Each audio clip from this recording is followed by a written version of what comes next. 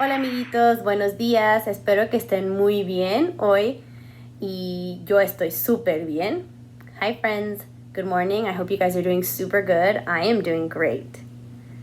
Hoy vamos a leer los cuentos de Jorge el Curioso. Today we're going to read another story out of Curious George. Ok amiguitos, ¿están listos? El cuento de Jorge el Curioso que vamos a leer hoy se llama George Gets a Medal. The story that we're going to read from Curious George today is called George Gets a Medal.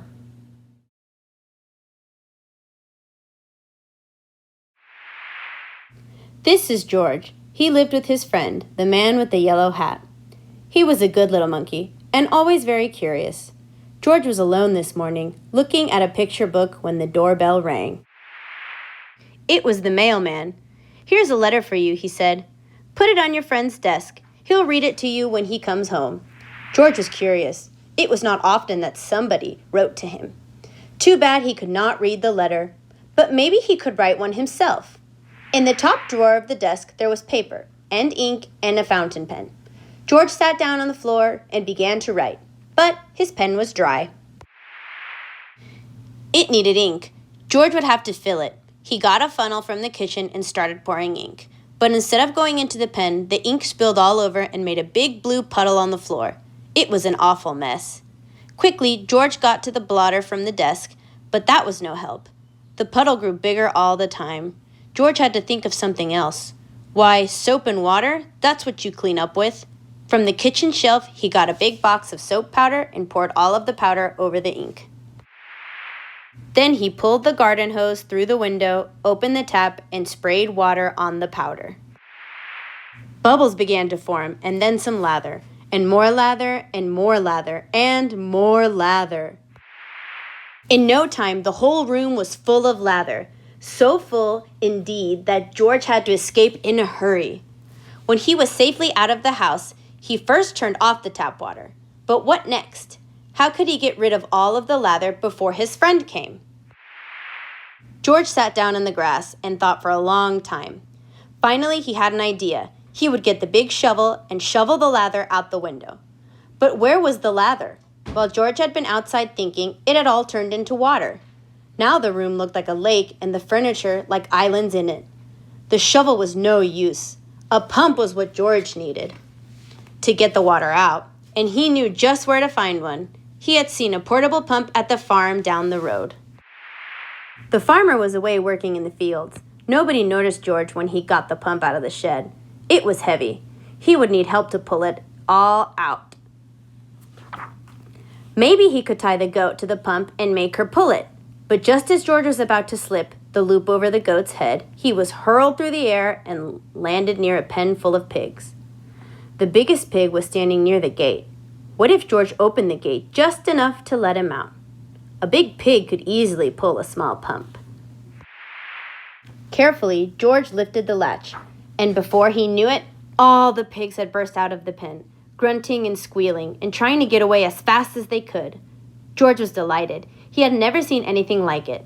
For the moment, all his troubles were forgotten, but now the pigs were all gone, and not a single one was left to help him with the pump. Luckily, there were cows grazing nearby. Cows were gentle and strong. It would mean nothing to a cow to pull the pump for him. This time, George was right. The cow did not mind being tied to the pump. She even let him climb on her back, and off they went. George was glad. Now he would soon be home, pump out the room, and everything would be all right. Meanwhile, the farmer and his son had heard the squealing of the pigs. They rushed home from the fields and now had their hands full catching all the pigs. Not until the last pig was safely back in the pen did they have time to look around. And what did they see? A little monkey riding on their cow, making off with their pump. Chase was on. George and the cow were ahead at first, but the pump was slowing them down. The farmers were getting closer and closer. Now they had almost caught up with them. But where was George? Here he was, hiding in his shirt. The farmers had run past him, but on their way home, they had to come back over the same road. George did not feel safe in his hiding place. Just then, a truck came rattling down the road. George jumped aboard. Monkeys are good at jumping, and he was gone before the farmers had had a chance to see him. The truck drove to a part of town that George had never seen before. At last, it stopped in front of a large building. It was the museum. George did not know what a museum was. He was curious. While the guard was busy reading his paper, George slipped inside.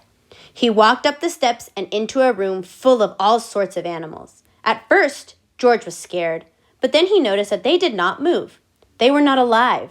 They were stuffed animals, put in the museum so that everybody could get a good look at them. In the next room, George saw something so enormous it took his breath away. It was a dinosaur. George was not scared at this time. He knew it wasn't real. He looked at the dinosaur and then at the baby dinosaur, and then he saw the palm tree full of nuts. George liked nuts. Suddenly, he felt very hungry. He had missed lunch that day. He would climb up, and just then, he heard footsteps. He had to hide again. But where? A family came in to take a look at the dinosaur. They paid no attention to the little monkey who was standing there. The monkey did not move. He stood so still, they thought he was just another stuffed animal. George was glad when they were gone. Now he could pick the nuts. He climbed up the dinosaur's neck and started to pull, but the nuts would not come off. George did not know that they were not real nuts either. He pulled harder and harder. The tree began to sway. Crash! Down came the tree on the dinosaur's head. Down came the dinosaur, and down came George. Guards came rushing in from all sides, and underneath the fallen dinosaur, they found a little monkey. They pulled him out of there, brought him to the Professor Wiseman, who was the director of the museum. Professor Wiseman was terribly angry. "Lock that naughty monkey up right away," he said, "and take him back to the zoo. He must have run away from there." George was carried off in a cage. He felt so ashamed he almost wished he were dead. Suddenly, the door opened.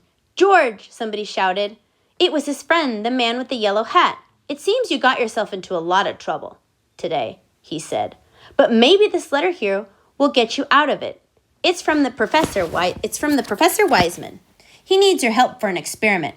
I found it on my desk at home, but I couldn't find you anywhere. So I came over here to talk to the professor. And this is what the letter said. Dear George, a small spaceship has been built by our experimental station. It is too small for a man, but could carry a little monkey. Would you be willing to go up in it? I have never met you, but I hear that you are a bright little monkey who can do all sorts of things, and that is just what we need. We want you to do something nobody has ever done before. Bail out of a spaceship in flight. When we flash you a signal, you will have to open the door and bail out with the help of the emergency rockets. We hope that you're willing and that your friend will permit you to go. Gratefully yours, Professor Wiseman, Director of the Science Museum. So you are George, Professor Wiseman said. If I had only known. Of course, everything will be forgiven if you are willing to go. They got the smaller size spacesuit for George and all the other things he needed for the flight. Then they helped him put them on and he showed them how to use them. When everything was ready, a truck drove up with a special television, screen mounted on it to watch the flight. They all got on and were off to the launching site. They checked all the controls of the spaceship, especially the lever that opened the door. George tried it too. The great moment had come. George waved goodbye and went aboard. The door was closed. Professor Wiseman began to count. 5, 4, 3, 2, 1, go. He pressed the button and the ship rose into the air, slowly first, and then faster and faster and higher until they could no longer see it in the sky. But on the screen, they saw George clearly all the time. Now the moment had come for George to bail out. Professor Wiseman flashed the signal. They watched the screen. George did not move. Why didn't he pull the lever? In a few seconds, it would be too late. The ship would be lost in outer space with George in it. They waited anxiously. At last, George began to move. Slowly, as if in a daze, he was groping for the lever. Would he reach it in time? There, he had grabbed it. The door opened. Hurrah! George was on his way. Out of the blue, an open parachute came floating down to earth. The truck raced over to the spot where George would land.